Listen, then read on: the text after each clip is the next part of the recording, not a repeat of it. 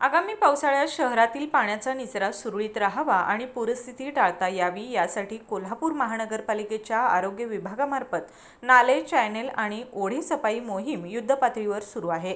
23 मार्चपासून सुरू झालेल्या या मोहिमेला आता अधिक गती देण्यात आली आहे। महापालिकेकडून मनुष्यबळासह अत्याधुनिक यंत्रसामुग्रीच्या सहाय्याने शहरातील विविध भागांमध्ये नाले सफाईचे काम सुरू आहे। आतापर्यंत 476 पैकी 246 ठिकाणी मनुष्यबळाद्वारे सफाई पूर्ण झाली असून 206 पैकी 87 ठिकाणी जेसीबीच्या सहाय्याने काम पूर्ण झाले आहे। तसेच पोकलँड मशीनद्वारे 21 पैकी 60 ठिकाणी सफाई पूर्ण झाली असून काही ठिकाणी काम सुरू आहे। या मोहिमेसाठी 2 स्वतंत्र पथके, 3 पोकलँड, 3 जेसीबी, 4 डंपर तसेच 50 फूट लॉंग बूम मशीन कार्यरत आहे। मोठ्या नाल्यातील अडथळे दूर करून पावसाळ्यापूर्वी तयारी अंतिम टप्प्यात पोहोचली आहे। नागरिकांनी नाल्यात कचरा टाकू नये असं आवाहन प्रशासनाने केलं आहे।